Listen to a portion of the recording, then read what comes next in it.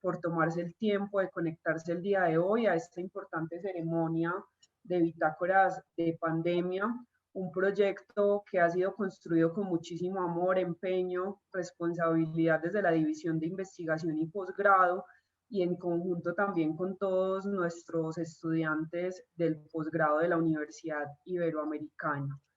Damos inicio pues a este evento con unas palabras de bienvenida de la doctora Marisela Portillo, coordinadora institucional de posgrado. Buenas tardes a todos y a todas. De verdad, muchas gracias por estar acá, por haberse conectado de nuevo rápidamente a la otra liga. Evidentemente, como ahí te estaban diciendo por acá, nuestra intención es encontrarnos en este espacio que hemos impulsado desde la División de Investigación y Posgrado ya hace casi un año, ¿no? Para poder reflexionar conjuntamente y compartir las experiencias que hemos tenido a lo largo de todos estos meses de pandemia en estas bitácoras, ¿no?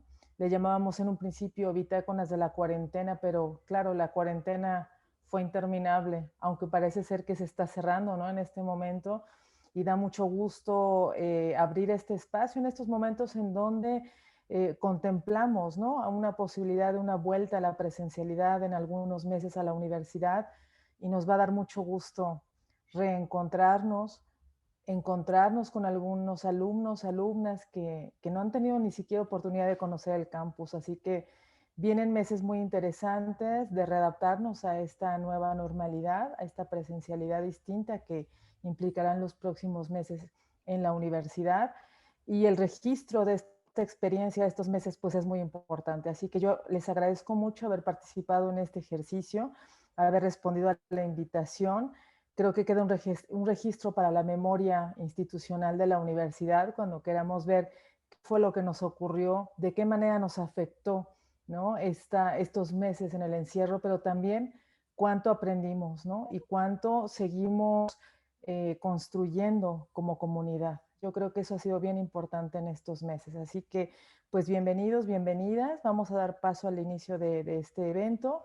Agradezco muchísimo la presencia de las autoridades que nos acompañan, por supuesto, nuestra directora de la división, la doctora Marisol Silva, el doctor Javier Cuesta, director de la División de Humanidades y Comunicación, profesores, profesoras que están también por acá conectados, la gente de la coordinación de posgrado que están por acá también. Entonces, muchísimas gracias. Vamos a dar inicio y pues muy contenta de verdad de estar acá con todas ustedes esta tarde. Muchísimas gracias, doctora Marisela Portillo, por sus palabras.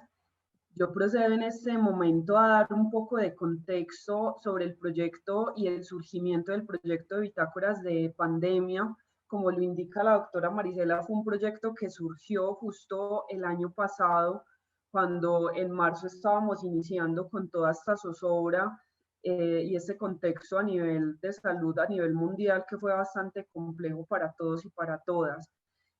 Como tú lo indicaste, el proyecto inició como bitácoras de la cuarentena, pensando que íbamos a estar poco tiempo, quizás un semestre, estando a distancia y estando con estos eventos a través de Zoom, pero realmente ya llevamos un poco más de lo que nos estábamos imaginando inicialmente y nos pareció adecuado continuar con este proyecto porque las y los estudiantes realmente a través de sus textos, sus fotografías, sus videos, sus collages, nos han enseñado bastantes cosas que justo el día de hoy deseamos compartir.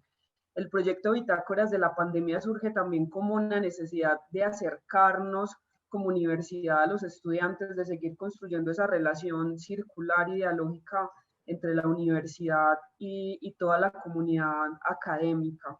Entonces, el proyecto sigue abierto, hoy es una ceremonia, una conmemoración y también un momento para el encuentro, pero el proyecto sigue abierto para las personas que estén interesadas en participar.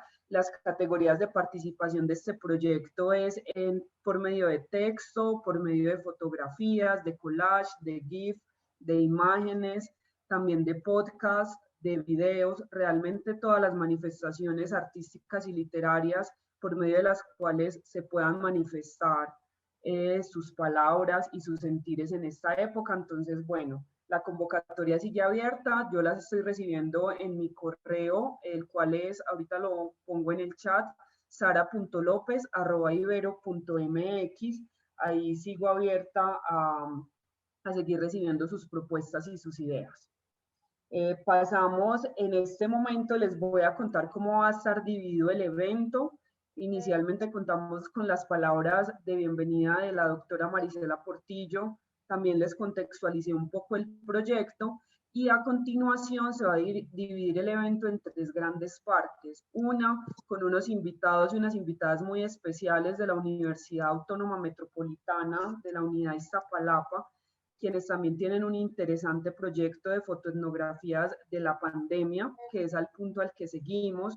Luego vamos a tener una intervención de todos y todas los participantes del proyecto, 9 en total quienes nos acompañan el día de hoy. Vamos a contar con la entrega de certificados y constancias, un pequeño homenaje que les preparamos con mucho amor a todos y todas, y vamos a conocer también para nuestro cierre una experiencia particular en Colombia y cómo también está siendo, digamos, llevada ya la educación a distancia con un contexto similar al ser América Latina, pero también diferente al tratarse de otro país. Entonces hoy va a ser un evento donde vamos a compartir experiencias en todos los niveles, a nivel de licenciatura, de posgrado y también de escuelas primarias en Colombia. Entonces va a estar bastante interesante. Entonces damos inicio al tercer punto de hoy, dando la bienvenida a la doctora Carla Ballesteros de la Universidad Autónoma Metropolitana, quien nos va a presentar su hermoso proyecto de fotoetnografías de la pandemia y a su equipo. Bienvenida, Carla.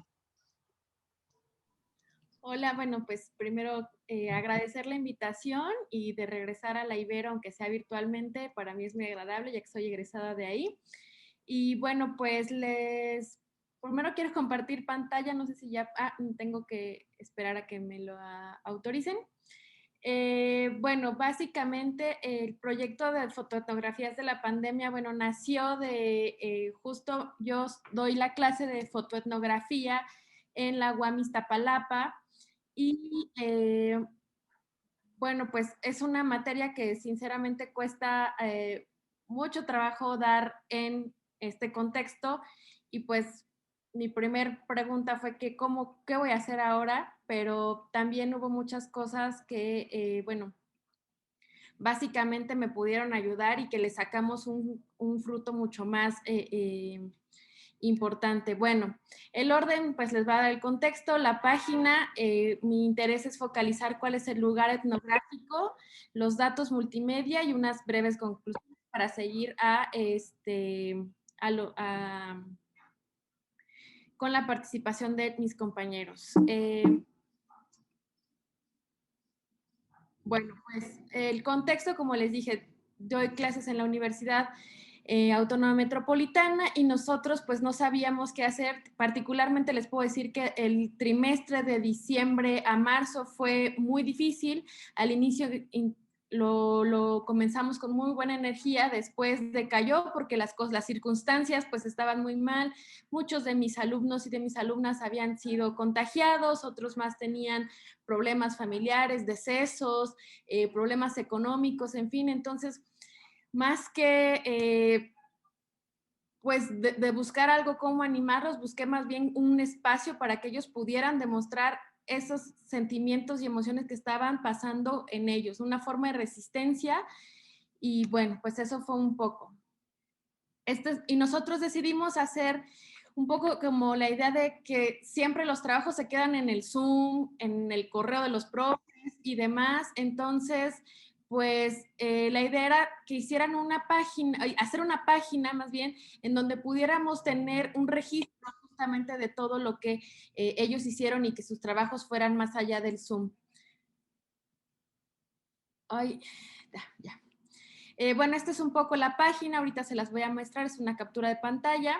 Está mapeado, entonces ustedes pueden ver justamente en la localización de cada uno de los alumnos, que justo, bueno, la UAM Iztapalapa está de este lado, y bueno, pues ya verán que hay gente de otros lugares, ¿no? Justo nos preguntábamos cómo hacer antropología. El tema de la licenciatura es que, bueno, entendemos que hacer antropología es irse muy lejos, es irse, trasladarse a otro lugar, que justo Malinowski pues ya nos había dicho que desde que comienzas el viaje se comienza la antropología o la etnografía, y bueno, eso para nosotros era difícil. Después con la antropología urbana dice, bueno, ya no tienes que ir a grandes lugares, sino ya está aquí cerca, está en los barrios, está al ladito de ti, pero eso tampoco podíamos hacerlo. Y bueno, pues nosotros decidimos hacer etnografía, aparte de autoetnografía, hacerla dentro de nuestras casas, dentro de nuestros espacios y nuestros contextos más cercanos, y eso fue pues la solución a poder seguir haciendo antropología, pero pues desde nuestro contexto más cercano. Y bueno, la página ha sido bastante aceptada. Es también muy importante el tema de los datos, que eso ya les va a hablar Manuel. Y bueno, hasta en Almer hemos recibido 1,306 visitas, de México principalmente, también de Estados Unidos y de Colombia son los países, los 3 países principales, además de Alemania, India y Suiza, que bueno, quién sabe cómo le entienden, pero le entienden. De ahí aquí en México tenemos en Ciudad de México, en Estado de México, Morelos y Chiapas, mayoritariamente desde un dispositivo celular, también de la computadora y con tablet. Y bueno, esto también tiene que ver porque nosotros sabemos perfectamente que donde el dispositivo al que más acceden los alumnos y alumnas es a través del celular, y bueno, esta fue una intención muy clara. Y bueno, como conclusiones, lo único que les puedo contar es que este recurso fue muy importante para los alumnos y para los alumnos, y que bueno, propició también el uso de software libre, el uso de sus cámaras y de aplicaciones que nos ayudaran a que sus cámaras tuvieran otras funciones. Y bueno, con eso pues nosotros tratamos de paliar esta situación. Y bueno, a continuación les dejo con Manuel Rábade, que fue el encargado de la programación de la página y quien accedió pues a hacerlo, participar con nosotros. Hola, ¿qué tal? Buenas tardes a todos. Antes que nada, pues bueno, muchas gracias a la Ibero por la invitación, a Carla por invitarme a colaborar en el proyecto y pues bueno, a todos los alumnos que colaboraron, ¿no? Yo les voy a platicar del proyecto desde mi perspectiva de desarrollador, pero enfocado en la importancia de la visualización de datos. Como todos hemos vivido, las tecnologías de la información han demostrado su importancia durante esta pandemia, ¿no? Para muchos de nosotros hubiera sido imposible mantener muchos aspectos de la vida diaria si no existiera el teletrabajo, la teleeducación, banca en línea, redes sociales, etcétera, ¿no? Pero bueno, toda esta era de la información también se siente como una era de sobrecarga de información. Estar expuesto a cantidades en exceso de información es abrumador. Y bueno, los datos brutos se convierten en útiles solo cuando aplicamos métodos para obtener información de ellos, ¿no? Patrones, tendencias, correlaciones pueden pasar desapercibidas en los datos crudos, pero pueden exponerse y reconocerse más fácilmente con visualizaciones adecuadas, ¿no? Entonces, bueno, hay una máxima que a mí me agrada mucho y dice así: si una imagen vale más que 1,000 palabras, una visualización de datos vale al menos 1,000,000, ¿no? Entonces, siguiendo este principio, surge el diseño de fotoetnografías de la pandemia, ¿no? Partimos de un mapa donde mostramos la ubicación de cada fotoetnografía. ¿Por qué? Los mapas son importantísimos en nuestra vida. No solo contienen información que permite llevarnos de un lugar a otro, también transmiten datos para contar una historia. En este caso, la ubicación empieza a situarnos en el contexto particular de cada fotoetnografía. Luego, al hacer clic en cada ubicación, se nos presenta el título de la fotoetnografía, acompañado de datos precisos que sintetizan y contextualizan el tema de manera en general, ¿no? Y en cada fotoetnografía empezamos mostrando sus imágenes, que transmiten ideas complejas, significados y esencia del trabajo, para concluir con la reflexión minuciosa del autor, ¿no? Pues ya a manera de reflexión y conclusión personal, Pues la visualización de datos con mapas son algunos de los proyectos más entretenidos para los desarrolladores. Los mapas cada vez están más al centro de nuestras vidas. Cada uno de nosotros lleva un mapa portátil consigo y la tecnología nos ha permitido mapear el planeta con una precisión nunca antes vista. Pero aunque los mapas pueden darnos muchos datos, para que estos sean relevantes, deben contar una historia humana. De ahí que es crucial el trabajo interdisciplinar, como en este caso, ¿no? Y pues bueno, y quiero terminar con una reflexión para que todos nos llevemos. Las buenas historias son buenas lecciones, ¿no? Y una buena visualización proporciona la información necesaria para tomar buenas decisiones en el futuro. Y pues bueno, eso es todo por mi parte. Muchas gracias. Gracias. Pues ahora le paso el turno a Mariana y presento, ya me quitaron de anfitrión para ponerle la presentación de Mariana, que es la página. ¿Sí puedo compartir pantalla? Ya pude, perdón. Listo. Mariana, adelante. Hola. Bueno, mi proyecto está encabezado por saber sobre la fotoetnografía del amor. Se sabe que tuvimos que aislarnos, hubo un distanciamiento social y mi proyecto es a partir desde mi experiencia, por lo cual tengo pareja y vivo el distanciamiento con ella. Entonces me hizo pensar sobre las relaciones afectivas o amorosas durante esta pandemia. Con ayuda de la profesora pude encabezar este proyecto para ver la situación en la pandemia, que se reconfiguró la normatividad y la cotidianidad en las relaciones afectivas. Entonces, me hizo pensar cómo se han reconfigurado estas relaciones en pandemia y hablar de amor en tiempos de pandemia, qué es lo que significa, ¿no? Y mi trabajo de fotoetnográfico se va por esa vía de capturar el amor, el apapacho de las parejas, en especial en Nezahualcóyotl. Mi trabajo está situado en Ciudad Neza, en el Estado de México. Hablar sobre la vida cotidiana de estas parejas, cómo no solamente se captura lo que observamos, sino lo que se siente a partir de los sentidos, de oler, el olfato, el tacto y el gusto, ¿no? Aquí en mi trabajo podemos ver cómo también se han modificado las parejas ahora de usar el cubrebocas, por medio también de la digitalización, de verse cómo ya los apapachos cambiaron a partir de del distanciamiento, ¿no? Entonces, mi experiencia hacer fotoetnografías del amor es ir hacia las miradas de las parejas que han vivido dentro del confinamiento, porque hay parejas que vivieron adentro y hay parejas que vivieron el distanciamiento, ¿no? Y hubo muchos choques entre estas parejas que no les ayudaban a estar cerca, o hubo muchos choques del espacio en donde vivían, de la comodidad, de la doble carga para las mujeres que estaban en pandemia, ¿no? Ahora era enseñar a sus parejas a hacer las labores domésticas de la casa y etcétera. Aquí vemos muchas fotos que a mí me regalaron mis conocidos, mis familiares y personas de la calle, que me dijeron, no me fotografíes la cara, pero sí quisiera que sea parte de tu trabajo, ¿no?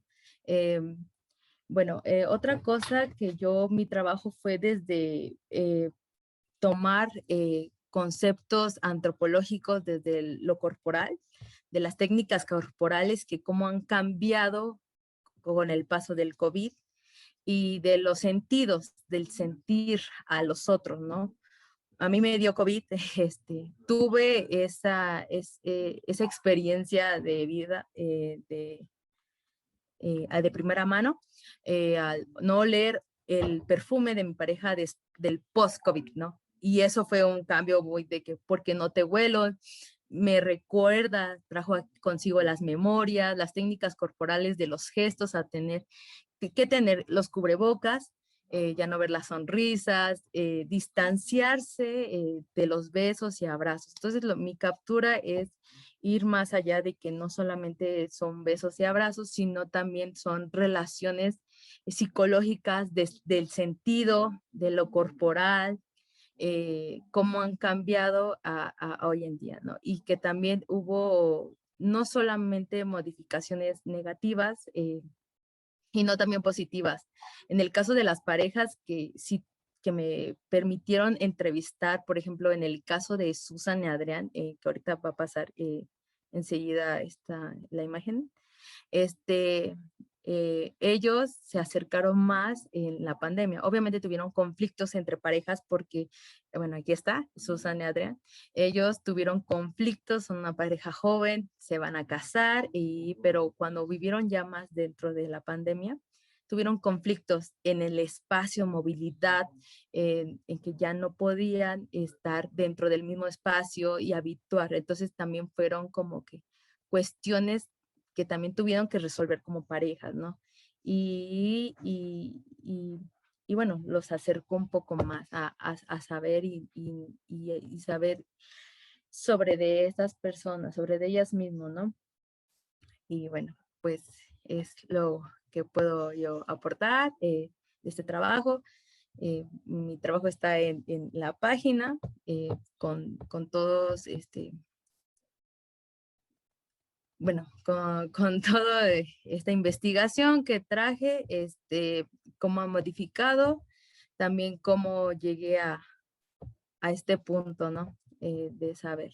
Y ahora, pues también no pensar en estas parejas en la vía pública también me hizo pensarme a mí de que ya se extraña, pero pues hay nuevas formas de resistir a la pandemia a través del amor, aunque sea con el cubrebocas, y te doy tu regalo de a distancia y te quiero mucho. Muchas gracias. Ahora es el turno de Oswald Castillo. Ahora pongo su fotoetnografía. Oswald. Muchas gracias. Muy buenas tardes. Y bueno, les presento esta pequeña visión de lo que son las fiestas patronales en tiempos COVID, la resistencia del pueblo de Coatepec en el Estado de México, en el municipio de Ixtapaluca. Primero que nada, pues esta es una visión muy abierta en torno a estas celebraciones, ¿no? Quizás todos alguna vez hemos visitado en algún pueblito, incluso en la Ciudad de México, en los pueblos originarios, pues las fiestas patronales, ¿no? Estos eventos religiosos, de carácter religioso y popular, que pues marcan la vida de las comunidades, ¿no? Y lo que representa para ellos, ¿no? En este caso, pues llega la pandemia, llega el COVID-19 y transforma por completo las relaciones sociales, el ser un poco más apegado, pues se imposibilita, ¿no? Tiene que haber una distancia, tiene que haber este distanciamiento social y el confinamiento, ¿no? En el que pues tenemos que permanecer en casa, tenemos que hacer todo a través ahora de las redes sociales, entre otros aspectos, ¿no? Y bueno, pues pongo este caso de esta comunidad perteneciente al municipio donde yo resido, en Ixtapaluca. El pueblo de Coatepec, pues, tiene tradiciones muy arraigadas y que una de las más importantes, pues, es esta, ¿no? La fiesta patronal en honor a Nuestra Señora del Rosario, Virgen titular de la comunidad, y que pues bueno, además del trasfondo histórico que tiene, pues también representa la importancia en distintos sentidos para la comunidad de Coatepec. La forma en que lo elaboré pues fue muy a la brevedad, ya que pues esas fotografías son de octubre de 2020, justamente del año que pues yo comienzo este boom, estos golpes de la pandemia, y también incorporé otras fotografías de años anteriores. Cabe mencionar que pues yo año con año voy a esta comunidad, hago recorridos, tomo fotografías, entrevisto a las personas, tengo conocidos, de hecho soy bien conocido ahí en la comunidad, dado que pues soy amigo de todas las mayordomías. Hay 4 mayordomías, a cada una le toca un año en específico, y bueno, la mayordomía de este año, del 2020, pues me hizo el favor de posar, ¿no? Para las fotografías y de compartirme demás datos relevantes. Entre otros aspectos, pues también viéndolo desde el ritual, los cambios bruscos del ritual, que pues obviamente tiene que ver con el apego, tiene que ver con la religiosidad popular. Estos rituales se ven afectados por las medidas de sanidad, ¿no? El tener que estar en casa, el tener que mantenerse a distancia, el usar el cubrebocas, la costumbre que se tiene de que pues la comunidad, las personas se acercan a la imagen, a la escultura, la tocan y se signan, ¿no? O la besan, cosa que pues no se puede hacer durante la pandemia, se tiene que omitir. Otro de los aspectos, los recorridos, ¿no? Las procesiones se tienen que hacer únicamente con las imágenes, la banda y los mayordomos, ¿no? No puede haber gente, no puede haber nada de que acercarme y tocar la imagen, como es costumbre.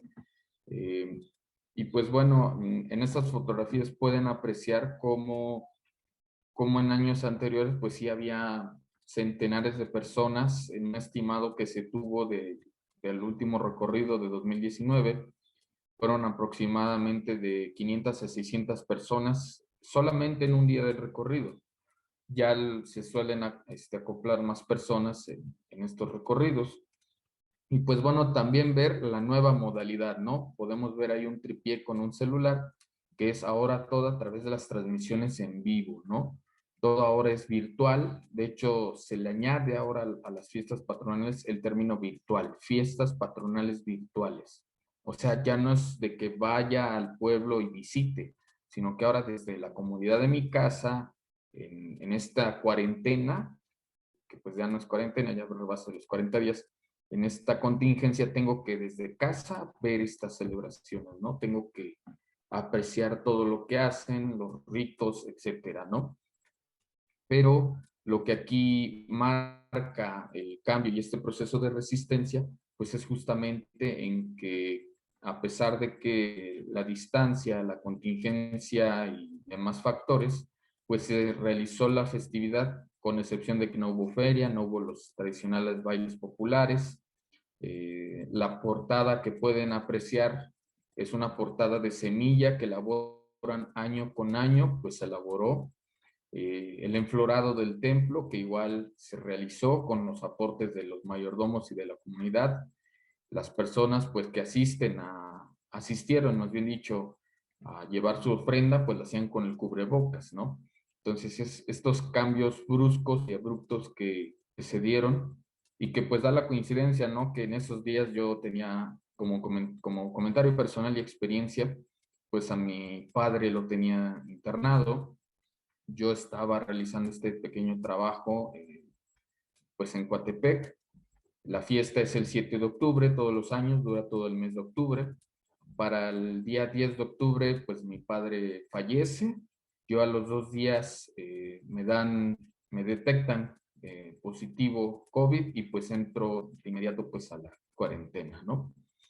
Y este trabajo pues se vio interrumpido porque pues debería tener más contenido, más fotografías, ya que pues la fiesta duró casi todo el mes, pues yo el resto del mes me la pasé encerrado en casa, ¿no? Pero pues fue esta experiencia de trabajar bajo estas circunstancias, que usamos todas las medidas de sanidad y todo, y que pues no adquirí, digamos, el virus en esta actividad o en otras que pude haber salido, sino que fue por cuestiones igual que uno no se espera. Entonces, estas son las experiencias que se dan dentro del trabajo de campo, dentro de vivencias. Y pues para concluir, pues sí, las fiestas patronales, actualmente no nada más Coatepec, sino otros casos más, otros ejemplos más, pues siguen en resistencia, ¿no? En caso de que pues tienen que acoplarse a estas modalidades y hasta que se vuelva el retorno paulatino en que pueda haber otra vez bailes, otra vez los castillos, las procesiones, ¿no? Y en que pues el cubrebocas ya no sea una opción, pero por el momento pues es el uso de cubrebocas, guantes, gel antibacterial y la distancia, ¿no? Pero pues estas son estas experiencias de la pandemia en las fiestas patronales en Coatepec y Ixtapaluca, Estado de México.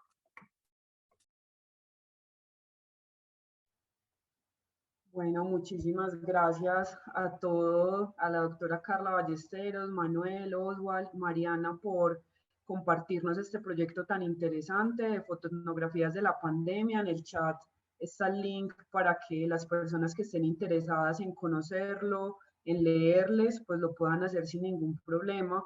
Agradezco que nos hayan mostrado otra visión de también cómo se está viendo la pandemia y esa visión también desde no solamente la parte académica, desde la licenciatura de antropología, sino también desde sus vidas personales. Muchas gracias por abrirse en este espacio y como siempre también nos pasó un poco en la ceremonia del semestre pasado, esta ya es la segunda edición que se vuelve en un espacio catártico y bastante interesante. Entonces, muchísimas gracias por participar y hacer parte de este evento. Yo creo que al final podemos abrir un espacio para preguntas, incluyendo también a los participantes de la Ibero. Entonces, si se pueden quedar, muchísimas gracias. Carla sé que va a vacunarse, entonces, bueno, muchos éxitos y muchas gracias también por participar del evento. Procedemos entonces en este momento a dar voz a las y los participantes del proyecto Bitácoras de la Pandemia, los protagonistas de este gran evento, quienes realmente nos están convocando a estar acá. En este momento contamos con 9 estudiantes de posgrado de la Universidad Iberoamericana, de diferentes programas, quienes brevemente, máximo en 3 minutos, cada uno y cada una nos va a narrar sus obras, nos va a contar cómo participó en el proyecto, sus motivaciones, también sobre qué temas escribieron, contarnos un poco de sus historias y abrir este espacio para escucharnos entre nosotros. Damos entonces espacio en este momento a Citlali del Rocío Morán Ramos. Bienvenida, Citlali. Muy buenas tardes a todos y gracias por la invitación.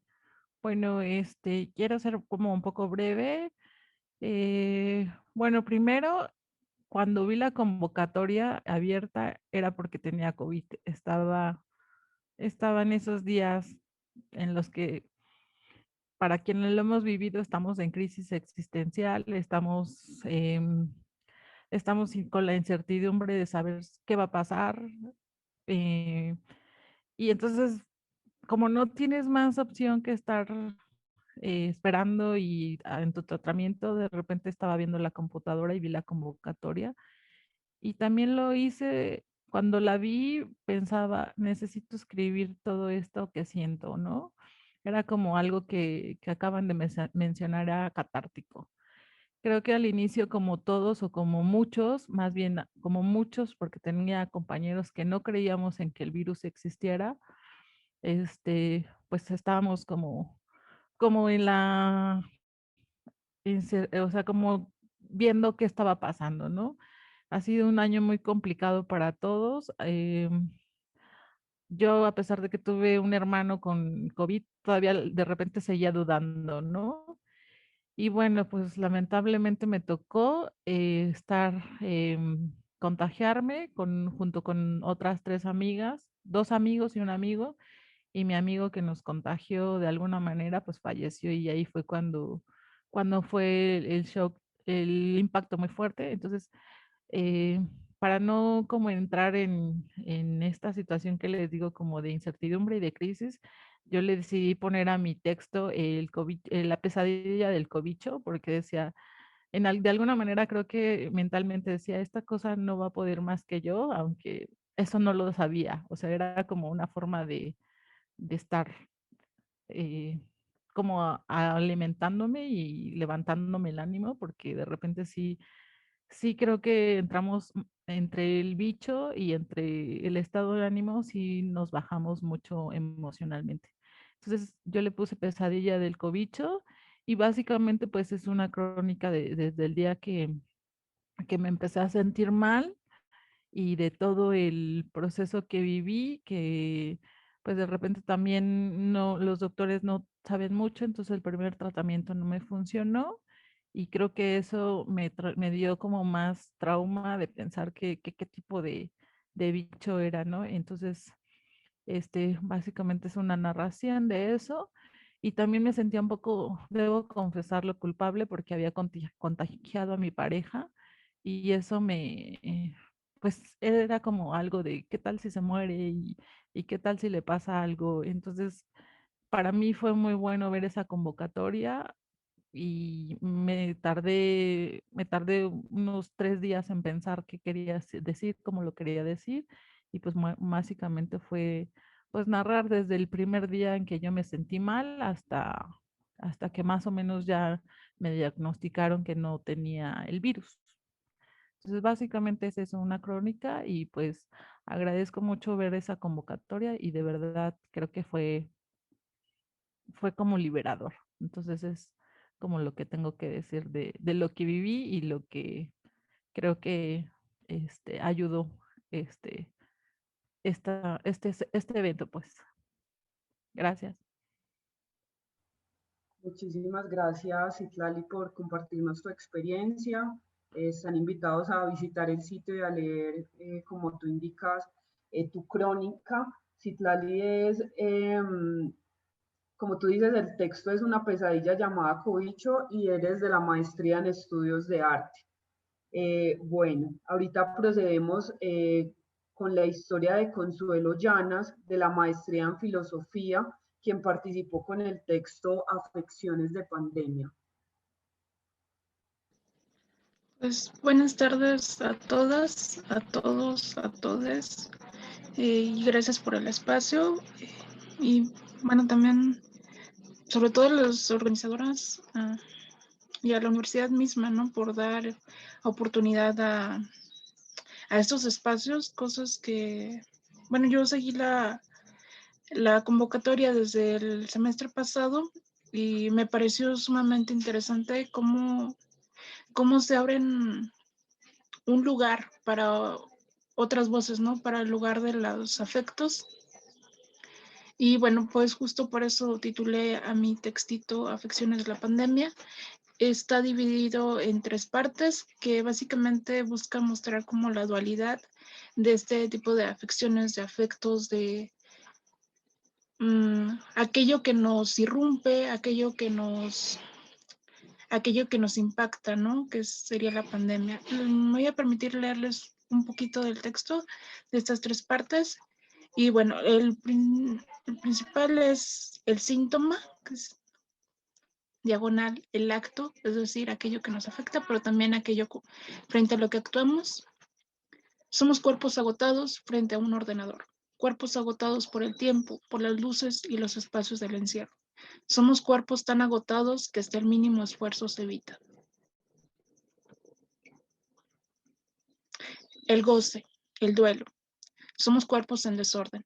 Somos cuerpos que cogen y besan, que reposan entre fluidos ajenos, que se abrazan y se toman de las manos. Los espacios del ordenador son resistencia. Los espacios del ordenador son reunión. Los espacios en las calles siguen siendo de lucha. Los espacios en las calles siguen siendo de miedo. Por último, la fantasía o el miedo. Mañana termina todo. La vida vuelve. El tiempo y yo se conectan y los espacios se liberan.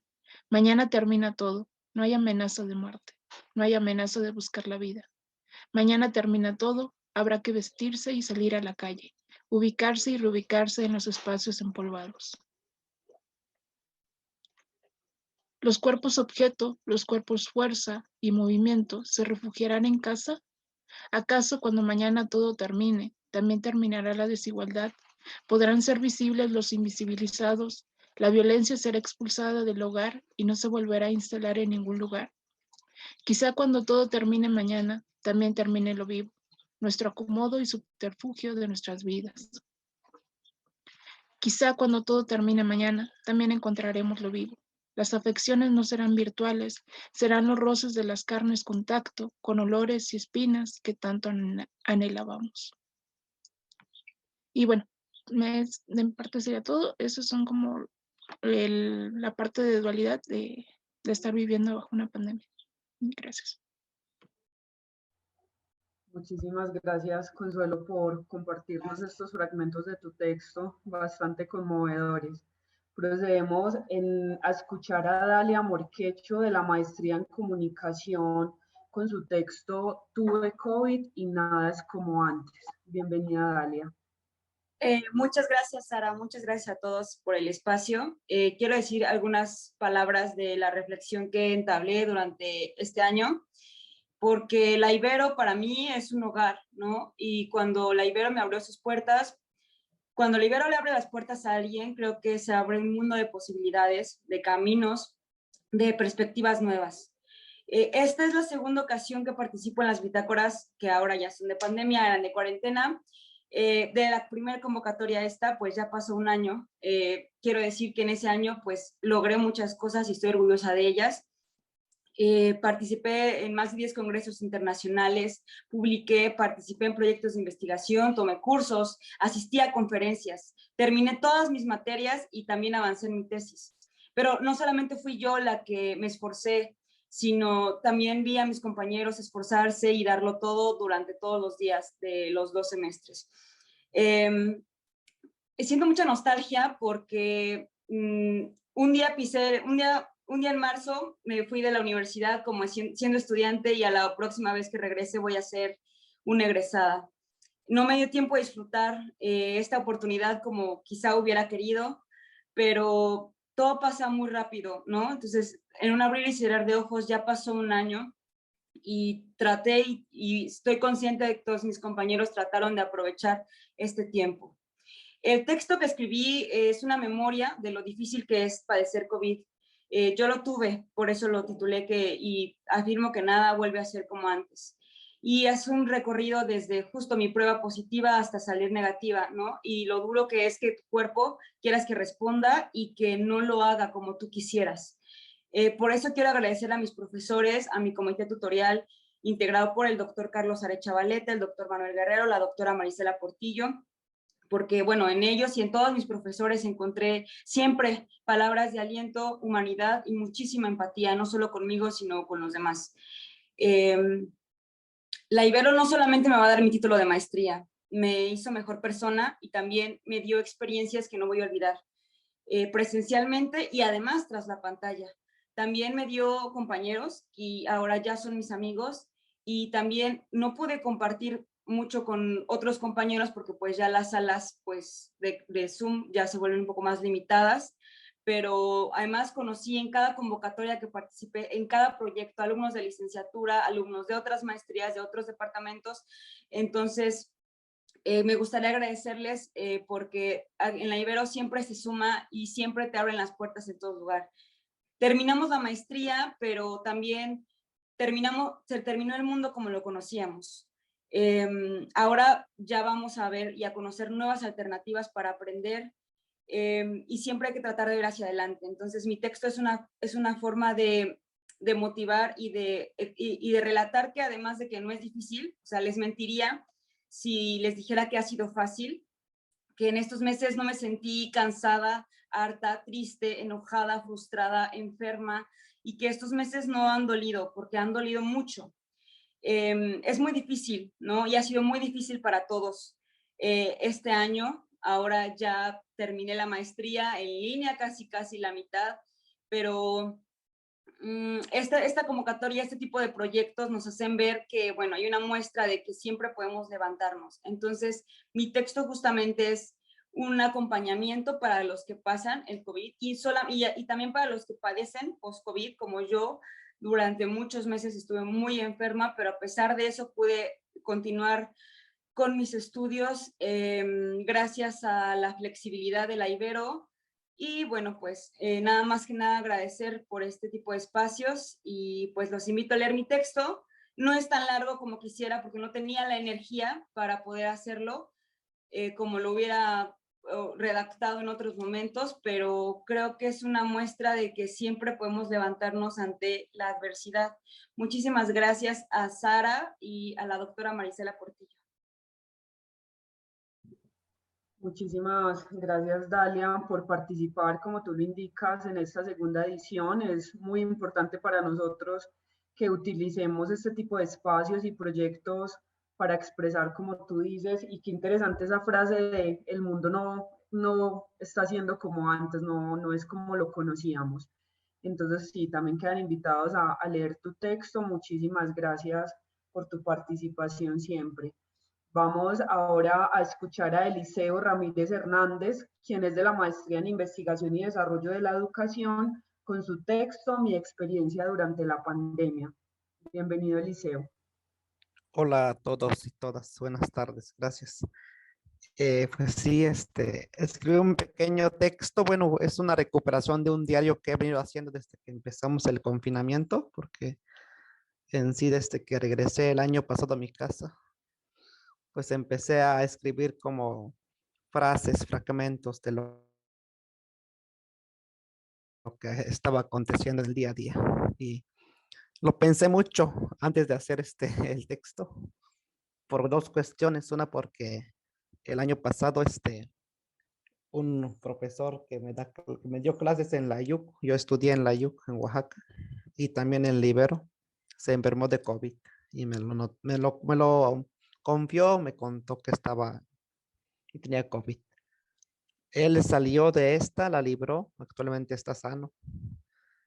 Y iniciando este año, justo el 13 de enero, falleció otro profe de Oaxaca que me dio clases en la universidad de ella y falleció de COVID, pero él no creía en eso. Él era muy cerrado quizás, porque decía, eso no existe, es una farsa, es una mentira. Pero finalmente, pues, perdió la batalla. Y pues eso pues, me animó mucho a escribir esto, sobre todo para hacer saber que en sí, pues, era algo grave, ¿no? Y también, pues, lo dividí como en dos partes, haciéndolo como en pros y, o sea, como lo bueno y lo malo de la pandemia, porque en mi texto reúno que cuando yo llegué a mi pueblo, pues tenía que caminar primero media hora para conectarme a un café internet y tomar mis clases a distancia, que poco a poco lo fui trabajando hasta poder adquirir un módem en mi casa para poder conectarme desde mi casa, ¿no?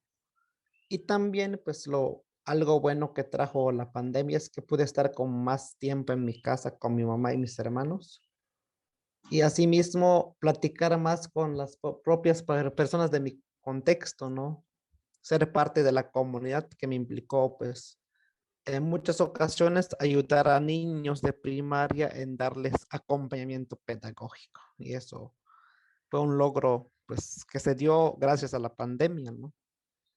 Y pues lo malo, pues, de la pandemia, pues, fue que cambió los planes de todos. Yo tenía planes a futuro, como justo soñaba, pues, terminar la maestría en Libero, ¿no? Ahora igual estoy por terminar la maestría, pues, desde la virtualidad, y es otro mundo y nos ha implicado un doble esfuerzo para muchos, el adecuar nuestros cronogramas, nuestras agendas, y asimismo, pues, esta cuestión del espacio, ¿no? Que tenemos, ¿no? Para muchos, procuramos siempre estar apagando la cámara, ¿no? Desde el Zoom y no querer mostrar lo que tenemos alrededor, ¿no? Y yo creo que son las cosas que nos ha hecho ver la pandemia también, sobre todo que vemos que en sí existe como una brecha en la educación también, sobre todo en el acceso, porque para muchos es fácil conectarse al internet, pero para muchos estudiantes, como en mi caso, que somos de pueblos originarios, la conectividad es algo que no tenemos pues tan fácilmente. Como le decía, pues al principio me tocaba caminar a mí media hora para llegar a un ciber y regresar otros media hora. Caminaba 1 hora todos los días cuando me tocaba clases. Y era un poquito cansado porque los martes tomaba inglés y mi clase era a las 7. Tenía que llegar al ciber a las 6 de la mañana molestando al propietario del café internet. Y era muy tedioso para mí caminar y viceversa. Pues de mi parte es todo y pues muchas gracias por pues sobre todo esta oportunidad de compartir con ustedes lo que a grandes rasgos uno está viviendo en cada contexto. Gracias. Muchísimas gracias, Eliseo, por compartirnos tan interesante historia y, como tú dices, conocer otros contextos fuera de las grandes ciudades. Nosotros que estamos en Ciudad de México y como tú desde la ruralidad quizás vives otro tipo de realidades, otro tipo de necesidades. Es muy importante también para nosotros conocerlas y escucharte. Muchísimas gracias por compartirlo. Procedemos a escuchar a Lucero Natalie Navarrete Flores. Lucero, bienvenida. Hola, otra vez me podrían habilitar para compartir pantalla. Gracias. Listo. Muy bien, gracias. Bueno, yo soy Natalie Navarrete, estudio la maestría en nutriología aplicada y durante la contingencia por COVID-19 yo decidí hacer cuando fue el confinamiento y se establecieron las medidas de distanciamiento social, pues estuve en actividades únicamente en mi casa. Y en esos días había visto en internet unas fotografías de un libro que se llama El pan de cada día, que era el recuento o la memoria de un fotógrafo por distintas partes del mundo para analizar qué era lo que comen los niños durante una semana. Debido a que estudio nutrición, bueno, la maestría en nutriología aplicada, pues es muy importante los patrones dietarios como un análisis o un área de oportunidad para realizar intervenciones en salud, no solo partiendo de un solo micronutrimento, sino analizar el conjunto de alimentos o productos que consume una familia de manera habitual. Esta forma de ver los consumos en patrones está siendo analizada ya por distintos grupos de investigación en todo el mundo y pues todos conocemos, por ejemplo, la dieta mediterránea o la dieta DASH como una recomendación nutricional. Y así también se están analizando los patrones dietarios de los mexicanos a través de la Encuesta Nacional de Salud y Nutrición para ver qué es lo que consumen. Entonces yo recordé también que, bueno, motivada por estas fotografías de Greg Sigal, decidí hacer mi propia bitácora de alimentos. Esto en nutrición se hace de manera así más técnica en un recordatorio de 24 horas o una frecuencia de consumo de alimentos. Pero pues es laborioso porque tienes que ir apuntando qué comiste, más o menos las porciones. Entonces la manera más práctica y sencilla de cómo lo podrías realizar es haciendo una fotografía de tus alimentos. Por lo que yo fui fotografiando todos los alimentos que consumí. Ahí espero que puedan ver la infografía completa. Estos son los tiempos de comida que tuve en una semana. Y es destacable, puse así tal cual mi nombre y mi edad y dónde vivo, porque las fotografías de estos niños, eso era lo que hacían. Ponían el niño en el cuadro y todo lo que comía, ya sean dulces, bebidas y alimentos. Yo soy una mujer que vivo con mi pareja, pero no tenemos hijos, ¿no? Entonces, también es importante ver qué es lo que come, pues, en sí pues, digamos, un millennial mexicano, ¿no? Que lo que yo como que recabo de este análisis que hice es que mi dieta, aunque, bueno, también porque soy un profesional de la salud, trato en teoría, de elegir alimentos saludables, pero no tengo muchas habilidades culinarias, por lo cual mis alimentos se centran que son pastas, ensaladas, o cuando llego a consumir proteína, es carne asada, ¿no? Porque no sé realizar otros platillos. El único platillo que tuve fue que un día comí nopales navegantes que me regaló un familiar, pero si no me regalan las personas comida, o sea, es frecuente que que alguien te regale algo, ¿no? Entonces, no tengo otro tipo de alimentos más que esto, ¿no? Que frutas o ensaladas, cosas muy sencillas. Tengo también consumo de bebidas alcohólicas, de agua mineral. No tomo refrescos, pero tomo bebidas carbonatadas como el agua mineral. Y esto me hace tomar conciencia, o bueno, hice también estas fotografías porque durante la contingencia por COVID-19 muchos experimentaron inseguridad alimentaria. El mundo sufrió un cambio, una crisis en salud debido al cambio de la movilidad y a las restricciones de distanciamiento social que se impusieron, y los mercados de alimentos cerraron. Hubo un desabasto o una interrupción en la cadena de comercialización de productos, no de producción, porque la industria agroalimentaria y los pequeños productores de alimentos siguieron produciendo, pero se vieron imposibilitados para transportarlos o para venderlos. Y esto hizo que las personas cambiáramos nuestros patrones de alimentación. Algunos se dejaron llevar por el pánico y realizaron compras diferentes a lo habitual, y se empezaron a consumir más ultraprocesados, productos enlatados, y no tuvieron al acceso a alimentos frescos y seguros.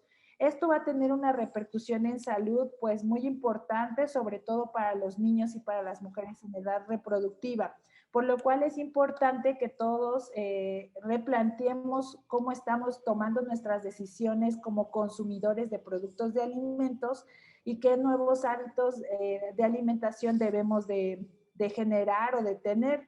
También es importante que todos desde las trincheras en las que estemos pues de diferentes áreas, hagamos un plan sistémico para poder tener nuevas políticas de alimentación que respondan ante la crisis, porque esto fue como que el aprendizaje con el que yo me quedo, es que si bien se han hecho recomendaciones nutricionales o se está trabajando en muchas políticas de salud pública, de nutrición, hace falta ver y planear para las crisis, porque nunca habíamos visto algo así, y cómo se van a transformar los mercados. Entonces, pues esta es mi experiencia personal de mi alimentación durante una semana, que también es importante porque básicamente el COVID ha sido devastador en México por el problema de salud que tenemos, que es obesidad y enfermedades crónicas. Y los patrones alimentarios tienen, si tienes un patrón de alimentación saludable o recomendado, vas a tener menos desenlaces desfavorables en salud, o sea, una mayor esperanza de vida, en mejores condiciones de salud, y es importante analizarlo y poder crear estrategias de intervención. Muchas gracias. Muchísimas gracias, Natalie. Muy interesante tu collage, tu intervención, porque casi siempre estamos acostumbrados a recibir intervenciones más desde las ciencias sociales, la comunicación, la filosofía, y eso es lo interesante de los posgrados de la Ibero, que son bastante diversos, y tener como esta visión desde la nutrición es bastante interesante. Muchísimas gracias, Natalie, por compartirnos tu conocimiento y tu historia. Procedemos a escuchar a María Elena Rocha García, de la Maestría en Orientación Psicológica, con su fotografía Ventana a mi interior en pandemia. Bienvenida, María Elena. Muchas gracias. Yo quise compartir con ustedes el cómo ha cambiado mi ambiente durante la pandemia. Y les voy a compartir la foto que mandé. En esta foto, bueno, tengo que aclarar que es como la segunda fase de la pandemia, porque en la primera parte, esta mesa que se ve, pues se empezó a llenar de libros, libretas, expedientes, así, se empezó a hacer un cerro, y de repente escuché a una paciente que ella hace aseo en casas, y decía, es que tal persona con la que voy, dice, no, María Elena, eso era un nido.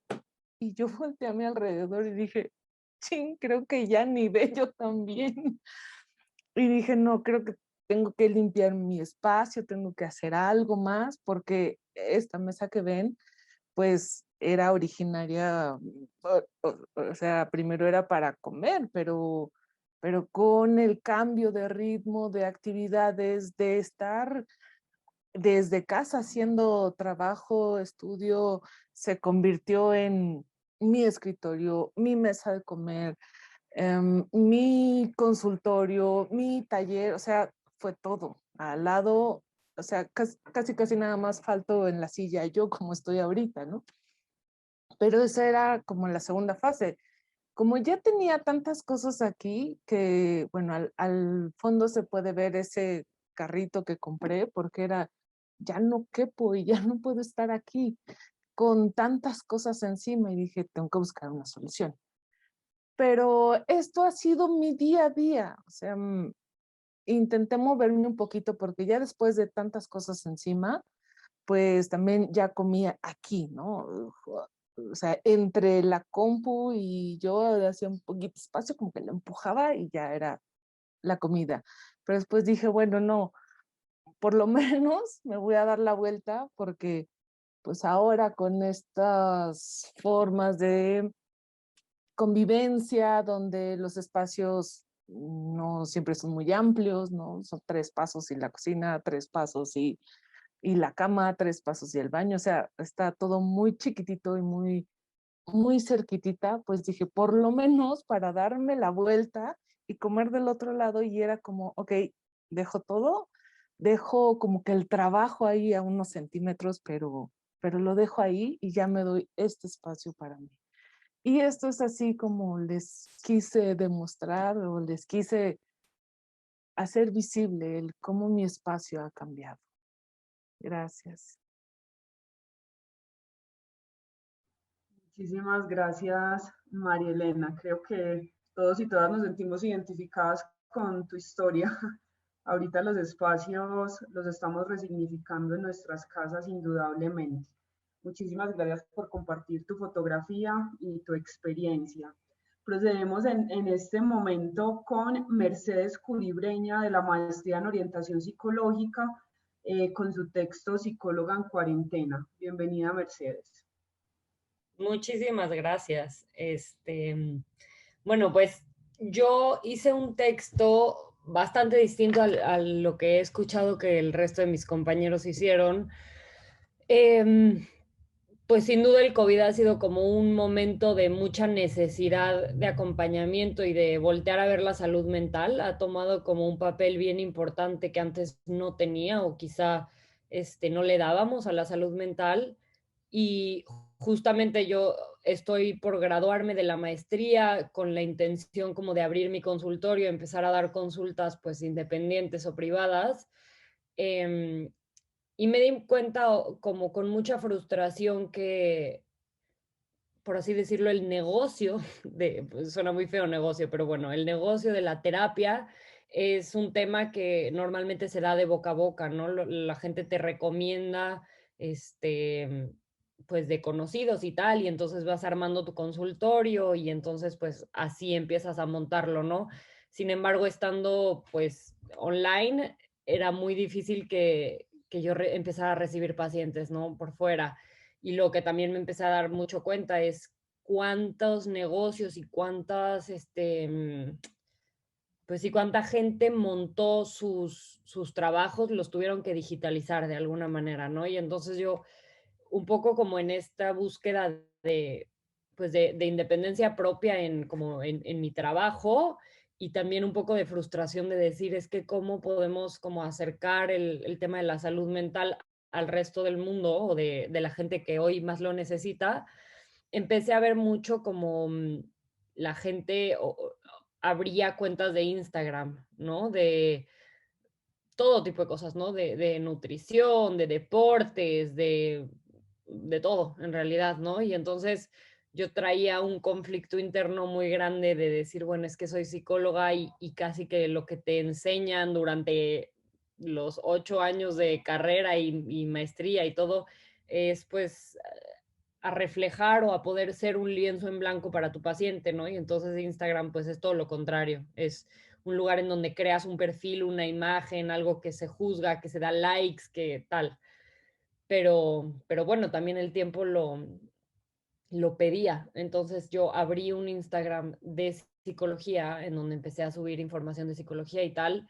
Y fue una reflexión pues muy interesante el ver cómo todos nos hemos tenido que un poco adaptar a lo que esta nueva era nos pide y cómo hacerlo de forma ética, responsable y sin perder pues la raíz de lo que es la psicología y lo que es pues el trato con un paciente, pero llevarlo hacia lo digital, ¿no? Una disciplina que es tan humana, poder digitalizarla fue para mí todo un reto y pues eso es lo que escribí en mi ensayo. Entonces están pues muy invitados a leerlo por ahí. Igual tengo una página de internet, perdón, en donde lo subí, pero bueno, de eso se trata lo mío.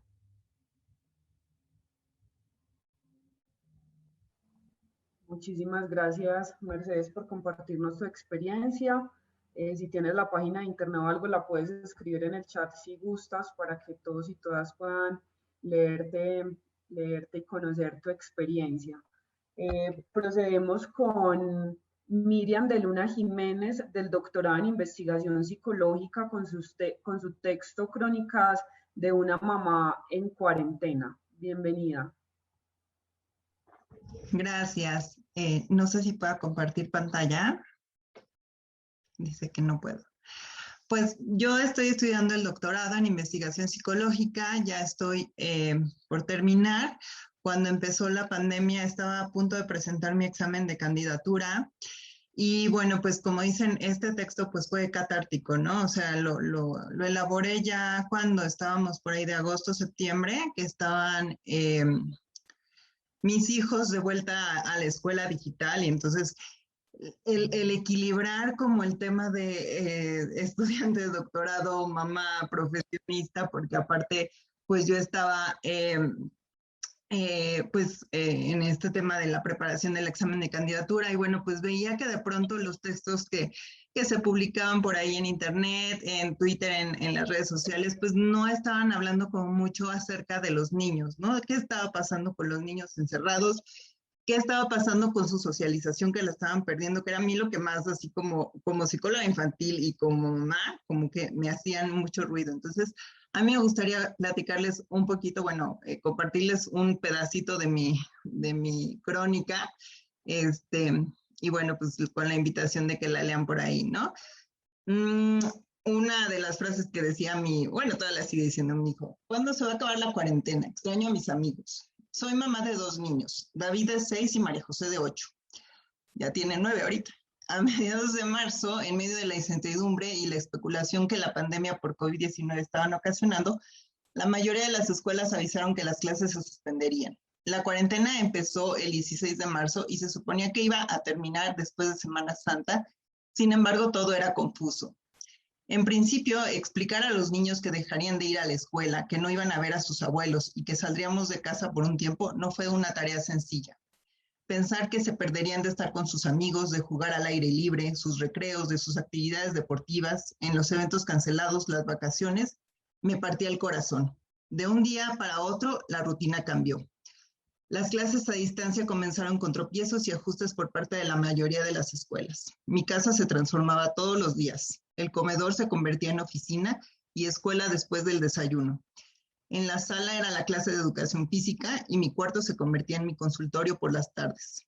El estrés se acumulaba entre las noticias de la pandemia, la crisis económica y el ajuste que requería trabajar a distancia y ser maestros de nuestros hijos. De pronto, mi esposo atendía una llamada encerrado en el baño buscando un poco de privacidad. Yo daba clases de licenciatura, mientras él bajaba con los niños para que no hicieran ruido. Enseguida me sentaba a escribir a David o a subir las tareas de María José por correo. Y si había un momento libre, me ocupaba de preparar mi examen de candidatura del doctorado antes de la hora de la comida. O si no corría con suerte, lo dejaba para cuando los niños se durmieran. Para una mamá profesionista y estudiante de posgrado como yo, la tarea de conciliar entre la vida profesional, las exigencias del posgrado y la maternidad no fue cosa nueva. Sin embargo, esto era diferente y agotador. ¿Quién cuida a los niños cuando las escuelas cierran? Los padres siguen trabajando y no se cuenta con el apoyo de los abuelos o de otras personas que antes lo hacían. ¿Quién apoya el cuidado de la casa y las tareas escolares? No hubo tiempo de hacerse esa pregunta, ni de solicitar ayuda, ni de cuestionarse si la prioridad era la educación de los niños o la economía familiar. Un día de la nada María José lloró. No sabía bien por qué, pero lloró. Su llanto me decía que extrañaba a su abuela, a sus amigas y a su escuela. Otro día David encontró la foto de su grupo de kinder. Lo observó callado por un buen rato. Luego se soltó a llorar. Los extraño mucho, decía. Lloré con él. Siempre busqué explicarles lo que ocurría mostrándome tranquila y confiada, pero dentro de mí, el estrés me hacía pensar en escenarios muy complicados. ¿Qué pasaría si el virus se quedaba por mucho más tiempo y la infancia de mis hijos transcurría en un encierro prolongado? En Semana Santa, el Papa Francisco dio un discurso solo en la Plaza de San Pedro. ¿Por qué tienes miedo? ¿Acaso no tienes fe? Sus palabras resonaron en mí y me dieron paz.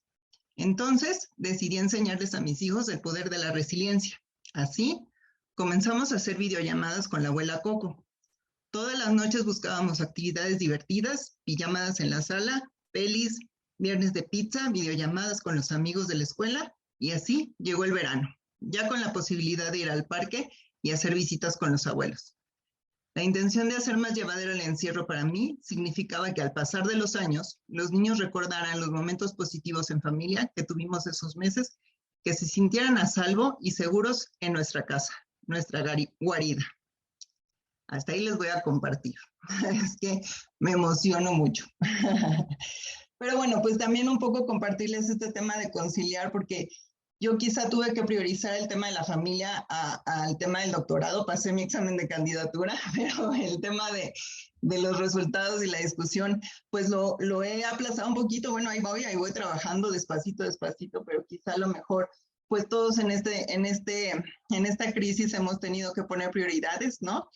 Y a lo mejor, pues en este caso para mí, pues mi prioridad fue mi familia. Muchas gracias. Muchísimas gracias, Miriam, por contarnos tu experiencia. Y bueno, todos invitados también a conocer tu texto, muy interesante. Y de hecho estaba pensando que es muy bonito, pues yo que recibo todas sus obras, sus textos, sus fotografías, empezarle a poner voz y rostro también a estas historias. Entonces, está siendo muy bonito este evento. Ahorita vamos ya a finalizar y a cerrar. Para conocer estas experiencias, cerramos con Rebeca Domínguez Cortina, del doctorado en comunicación, que nos invita con su texto La generación de las pérdidas a la reflexión. Bienvenida, Rebeca. Gracias por la invitación y gracias a todos por participar este día en este evento. Y bueno, voy a tratar de ser breve en los antecedentes de cómo, de lo que surge antes de que pueda escribir este texto, ¿no? Cuando empezó la pandemia yo venía de experimentar ya cierto encierro, justo por estar con la tesis. Venía también de experimentar un duelo en especial por una ruptura de un vínculo. Entonces, de pronto la pandemia se me hizo como una prolongación de ese encierro y de ese duelo. Entonces, al principio yo sentí que me había caído muy bien, ¿no? El encierro, me sentía muy cansada y pensaba que un poco de aislamiento también me podría venir bien. También me sentía muy presionada social y familiarmente porque estaba destinando buena parte de mi tiempo a trabajar, ¿no? En general. Y entonces pensé, ¿no? De momento que eso podía ser algo provechoso.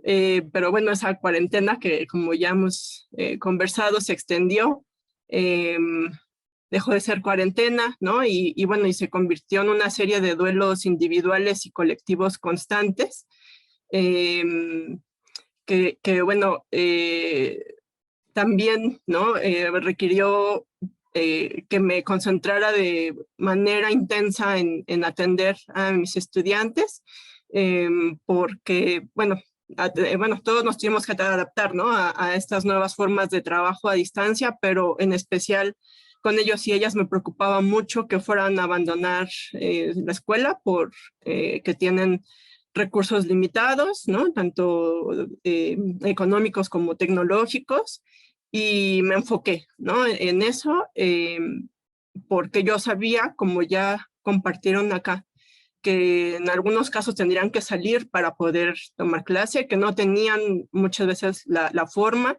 y entonces si me tenía que conectar en domingo con alguno de ellos, me conectaba. A las 9 de la noche me conectaba, ¿no? O sea, la hora que fuera, no teníamos un horario de clase, grabé videos para que pudieran tener acceso a las clases y que no estuvieran dependiendo de un horario en específico. Entonces, bueno, todo eso me llevó bastante tiempo y por eso en aquel momento también no participé en la convocatoria. También yo pasé por una situación, quizá por estas condiciones de trabajo se evidenció una lesión que tenía en la columna, tuvieron que operarme de la columna y bueno, en ese contexto del confinamiento, pues yo descubrí que, aparte viendo recuerdos, ¿no? De todas estas redes sociales que a veces nos aparecen recuerdos, yo no me había dado cuenta de lo afectuosa que era físicamente y hasta que empecé a ver esas fotos y también pues esa necesidad de apoyo, de sentirme vulnerable. Bueno, en todo ese contexto fue que empecé yo a pensar una serie de situaciones que esto evidenciaba también desigualdades, ¿no? Y que pues toda esa impotencia me hizo confrontarme, ¿no? O preguntarme qué podía aportar.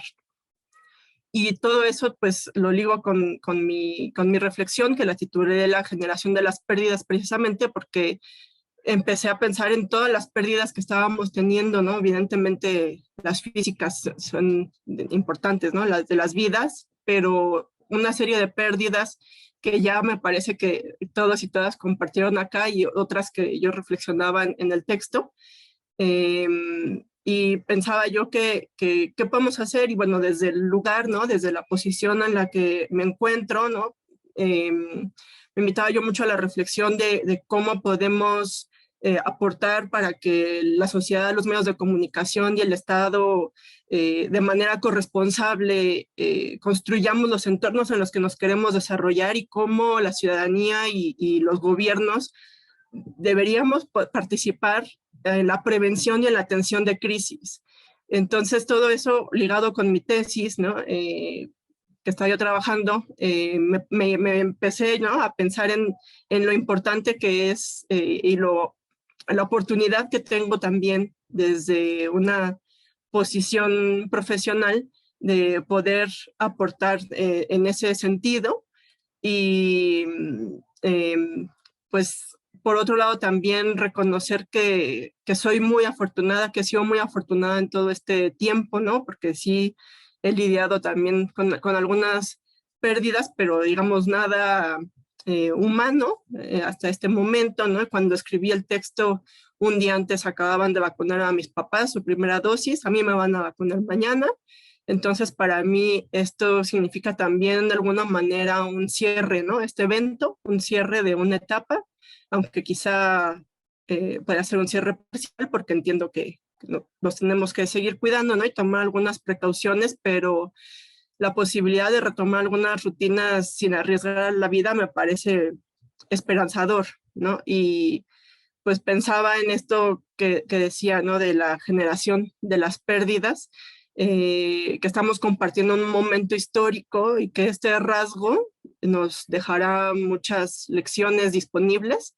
Lo nombro así también, lecciones disponibles, porque a veces no aprendemos, pero creo que están ahí y están para que las tomemos y que tal vez valga la pena no borrar ese rasgo de la pérdida y reconstruirnos desde ahí con resiliencia. Y pues también por eso mismo agradezco a la Ibero todo el apoyo que nos han dado en todo este tiempo, y a la Dirección de Investigación de Posgrado por haber convocado este proceso de reflexión, porque me parece que al resolverlo desde la individualidad y compartirlo, también podamos elaborar estrategias para hacer ciudadanía y participar en la resolución o la prevención de crisis, ¿no? Como mencionaba antes. Y eso me parece muy afortunado. Y muchas gracias. Muchísimas gracias, Rebeca, por esa reflexión tan interesante. Realmente fue un cierre con broche de oro con estas reflexiones que nos invitas a pensar, muy importante. En este momento procederíamos, si estuviéramos en un auditorio en la universidad, pero a entregarle sus constancias, su diploma, quizás a un brindis, pero realmente pues por ahora no podemos encontrarnos de manera física, pero no nos queríamos quedar con las ganas de hacerlos sentir y hacerlas sentir importantes para nosotros y en este evento. Entonces, les recuerdo que nos faltan ya unos últimos momentos en el evento. Vamos a proceder con la entrega de constancias, de certificados y también en agradecimiento a todas y todos los participantes de este proyecto. Luego vamos a proceder a conocer de manera breve una experiencia de la vivencia de pandemia en Colombia. Vamos a tener un acto conmemorativo por las víctimas por COVID-19 y tendremos unas palabras de cierre. Entonces los invito y las invito a permanecer en este evento. Nos quedan como unos últimos momentos, pero sin duda van a seguir siendo igual de importantes y de emotivos. Entonces, en este momento vamos a proceder con la entrega virtual de los diplomas y las constancias para todos y todas ustedes. Aclaro en este momento que estas constancias serán entregadas luego por correo electrónico y también les llegará un pequeño detalle que quisimos tener con ustedes, un bono de la librería Gandhi para que lo utilicen en las compras de los libros que ustedes deseen. Felicitaciones.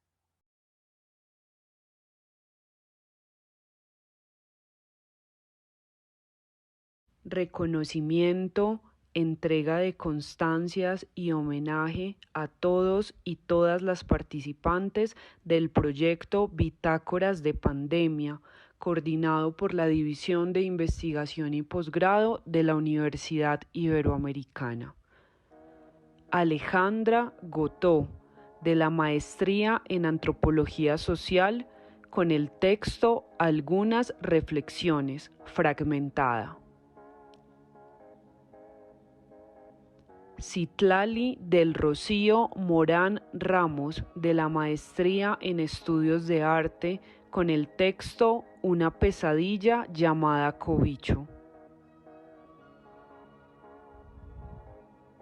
Consuelo Llanas, de la Maestría en Filosofía, con el texto Afecciones de Pandemia.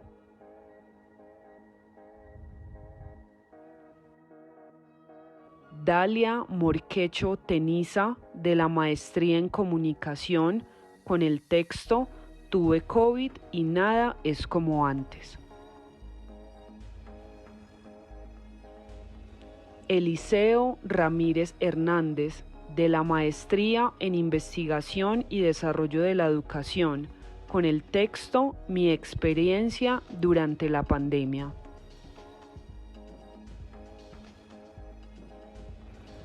Itzel José Telles Sequeira, de la Maestría en Investigación y Desarrollo de la Educación.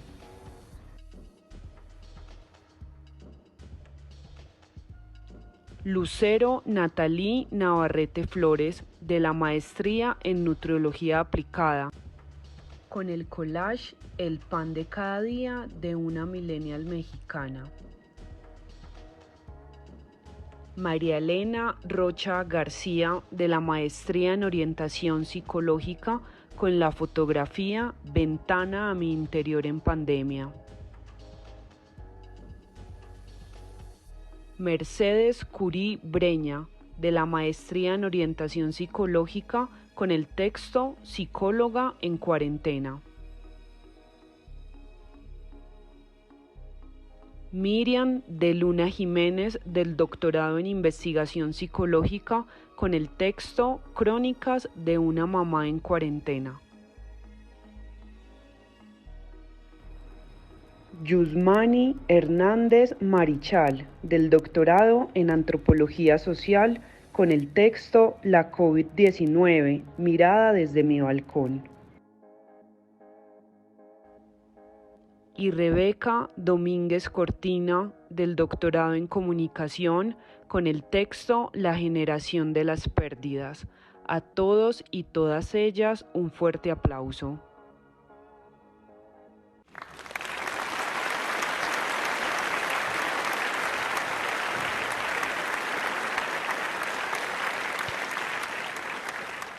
Realizamos un agradecimiento especial a la doctora Carla Giselle Ballesteros Gómez y Manuel Rodrigo Rabade García por ser los responsables del proyecto Fotoetnografías de Pandemia de la licenciatura en Antropología Social de la Universidad Autónoma Metropolitana Unidad Iztapalapa y a sus estudiantes Oswald Castillo Mendoza por participar con el texto Fiestas Patronales en tiempos de COVID-19, la resistencia del pueblo de Coatepec, Iztapaluca, México, y a Mariana Hernández Martínez por participar con el texto Fotoetnografía del amor, una mirada desde la corporalidad y afectividad en las relaciones amorosas.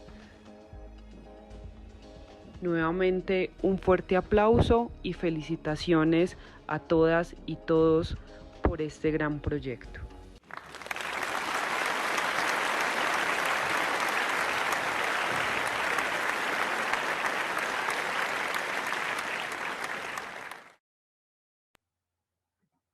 Bueno, este es un pequeño homenaje que les teníamos preparados con mucho amor para todos y para todas.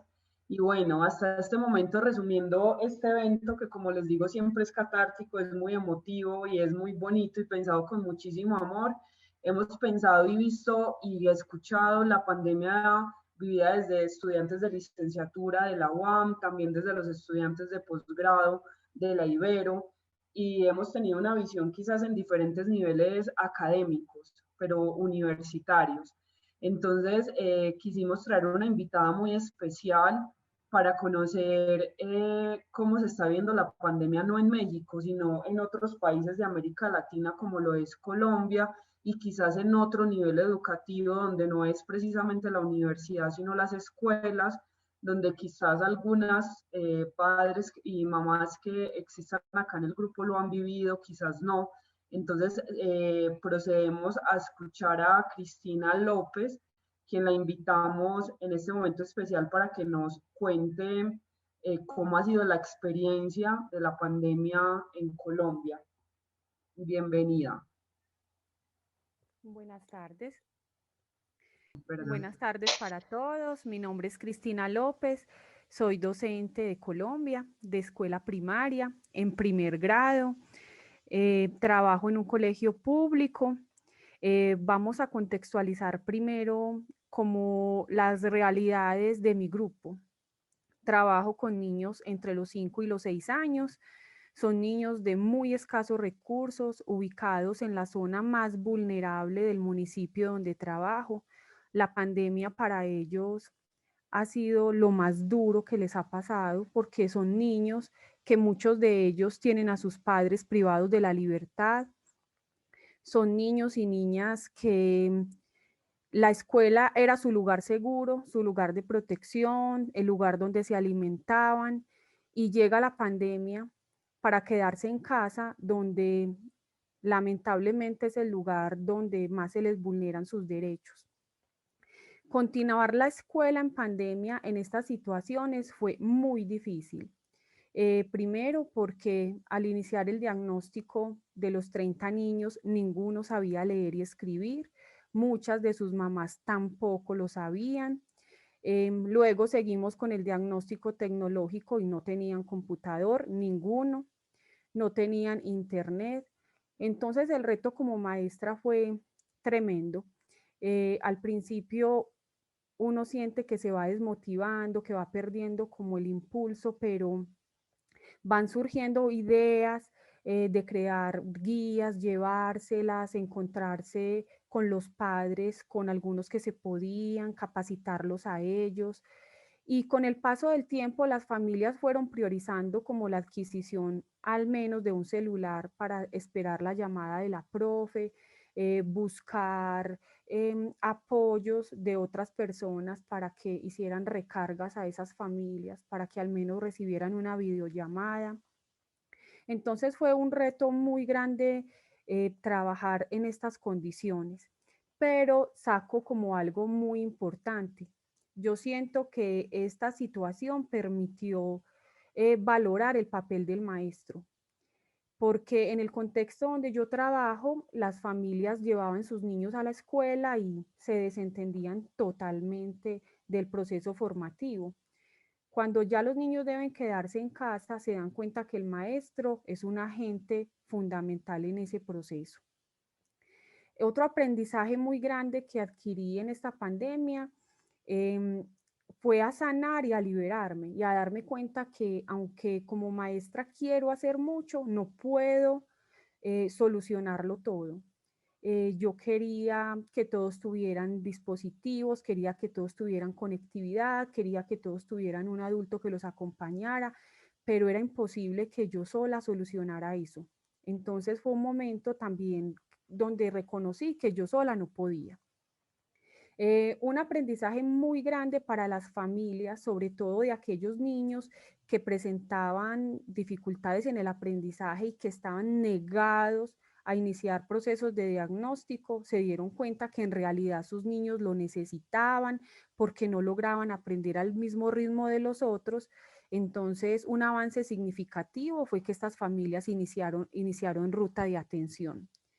Otro aprendizaje muy grande para los directivos de la institución fue reconocer la importancia del apoyo al maestro en cuanto a materiales, recursos, porque todos esos recursos que normalmente llevábamos al aula eran subsidiados por el maestro.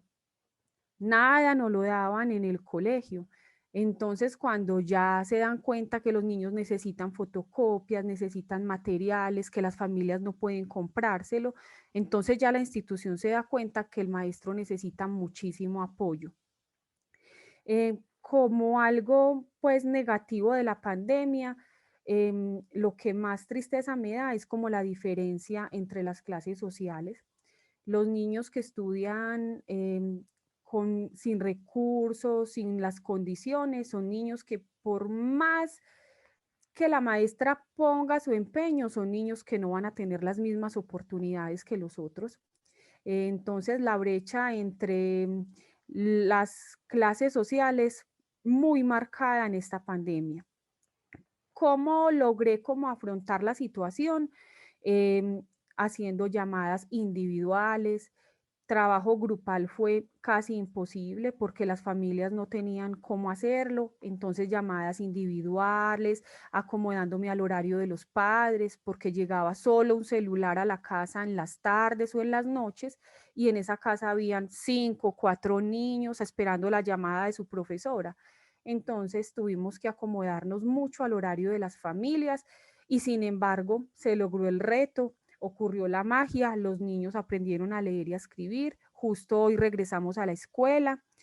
Cuando llegan y ellos me ven, ellos se ponen a llorar de la emoción, diciendo que hoy es el día más feliz de sus vidas, pude volver a ver a mi profe. Y bueno, ahí vamos en el proceso de la alternancia y muchas gracias por la invitación. Muchísimas gracias por contarnos también cómo se vive la pandemia a nivel educativo y también en otro país. Muy interesante todos los aprendizajes que nos compartes. Y ya para dar cierre a este evento, les pido en este momento un poco de silencio y de respeto también, aunque el silencio digamos que estas plataformas ya lo traen de por sí. Vamos a proceder a hacer un acto conmemorativo en honor a nuestro estudiante Alan Milla Rafoud y también a todas las personas víctimas por COVID-19. Entonces, en este momento, como un minuto de silencio, digamos que es un poco extenso, vamos a hacer sí unos segundos de silencio y bueno, enviar todas nuestras energías positivas para las personas que estaban pasando un momento difícil.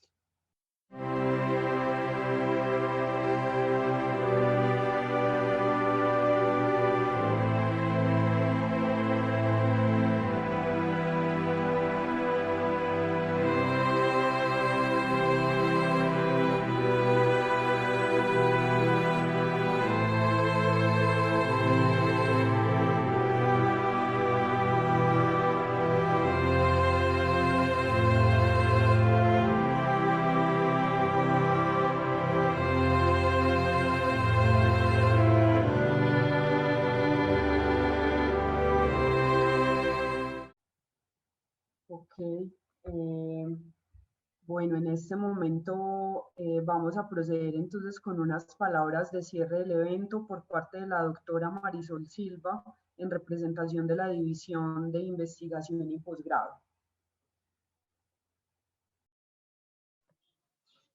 Muchas gracias, Sara. Muchas gracias a todos, a todas las que han participado o que están participando en este espacio.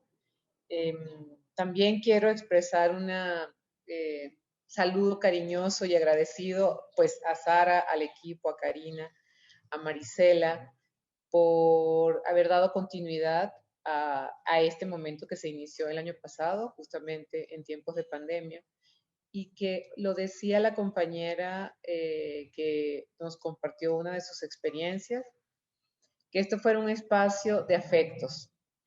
Y creo que ha sido así, que ha sido el toque de estos encuentros. Sabemos que el confinamiento ha sido difícil.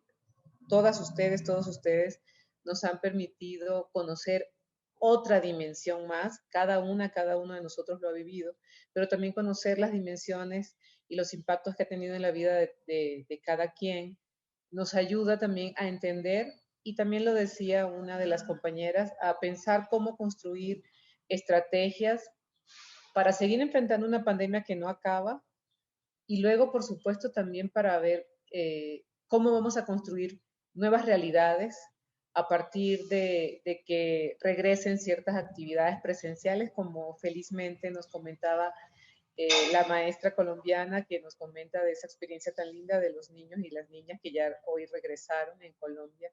También un saludo para Colombia, que está pasando un muy mal rato. Aparte de la pandemia, se le han, digamos, conjuntado otras dificultades tremendas para la sociedad colombiana, para nuestros hermanos y hermanas. Bueno, también un abrazo. Y bueno, quería decir que me parece que esta experiencia que estamos teniendo en estos encuentros, pues nos han dado la posibilidad de romper el encarcelamiento en el que hemos estado. Ponernos en contacto ha sido fundamental, mantener los vínculos, los lazos de amistad, de cariño, ha sido vital. Este espacio tiene ese objetivo y en la medida de lo posible lo vamos logrando.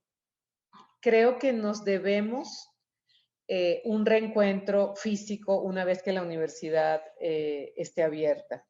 Aunque ya muchas de ustedes hayan acabado básicamente las maestrías, creo que los doctorados todavía habrá oportunidad de vernos en el campus, pero para quienes ya están acabando las maestrías, yo creo que sí tenemos que preparar un siguiente evento en el que podamos vernos, en el que podamos ponerle también imagen al resto de nuestros cuerpos, que a veces es muy sorprendente y es muy lindo porque es la manera de seguir conociéndonos. Yo creo que vamos a tomar eso como tarea y tendremos no solo un cierre, sino más bien un compromiso de seguir juntos por ahí, en los trayectos en los que la vida nos vaya trazando y que nosotros también de manera proactiva vayamos construyendo. Es ese y no otro el objetivo de estos encuentros, que la comunidad del posgrado tenga espacios para relacionarse, para comunicarse, para construirse, para reconstruirse. Entonces, también pienso que hoy tendremos una breve despedida, aquí la estamos haciendo, pero que no nos decimos adiós, sino que yo creo que sí tenemos que decirnos hasta pronto para seguir viéndonos de muchas maneras, en actividades académicas que seguiremos organizando, en la que por supuesto todas ustedes están invitados, en actividades festivas por el regreso, para festejar también lo que significa tener la posibilidad, varias de ustedes también lo dijeron, la posibilidad, que a veces es un privilegio, de poder estudiar una maestría, un posgrado, un doctorado, una especialidad, y que siempre con la conciencia de que esos estudios que estamos realizando es justamente para ponerlos en el servicio de un mejor desarrollo de la sociedad mexicana. Muchas de las reflexiones que ustedes han hecho conllevan a eso. La invitación de nuestros colegas, compañeros, compañeras de la UAM Iztapalapa también habla de eso, de cómo los intereses nos unen y cómo podemos juntos construir estrategias para favorecer una mejor expresión social, una mejor canalización de los intereses, la reconstrucción de los espacios que hemos dejado abandonados, de las tradiciones, de la cultura, del propio ejercicio profesional que va tomando nuevos matices, pero siempre con la conciencia de que desde donde estemos, desde la carrera, el programa que hayamos cursado, es posible contribuir a que nuestra sociedad camine por mejores rumbos. Es una tarea ardua, es un trabajo difícil, pero no imposible, y la única manera de hacerlo es, digamos, haciéndolo, no resignándonos a que ya no hay nada por hacer. El regreso a ciertas actividades presenciales también va a tener sus exigencias y sus desafíos, y yo creo que juntas, dialogándolo, construyendo, vamos a poder encontrar las mejores maneras para la comunidad de posgrado, para la comunidad en general, pero para la comunidad de posgrado en particular. Y bueno, estaremos comunicándonos, estaremos siempre con las puertas abiertas para aceptar, por supuesto, sugerencias y también colaboración, todo ello junto. Bueno, esto sería lo que me gustaría compartir, así que estoy muy agradecida por el hecho de que abrieron sus corazones, sus almas, sus mentes, sus expresiones para compartirlas con nosotros, y lo valoramos enormemente. Yo me voy muy enriquecida de lo que hemos compartido aquí y agradecida y deseando que este espacio que hemos estado construyendo poco a poco no decaiga, que encontremos nuevas maneras. Muchas gracias. Muchísimas gracias, doctora Marisol, por sus palabras. Damos cierre a este evento. Muchísimas gracias por su participación, por su tiempo, y como bien lo indica la doctora Marisol, vamos a seguir reinventándonos y pensando este espacio para que no desaparezca. Ya podemos seguir haciendo análisis y seguir encontrándonos, y como tú bien lo dices, espero yo también poderlas y poderlos conocer de manera física en la universidad y poder seguir hablando sobre todas sus experiencias. Les deseo una bonita tarde y muchísimas gracias porque a pesar de los inconvenientes estuvieron acá presentes, tuvimos una muy buena asistencia y muy buena participación. Muchísimas gracias, hasta luego.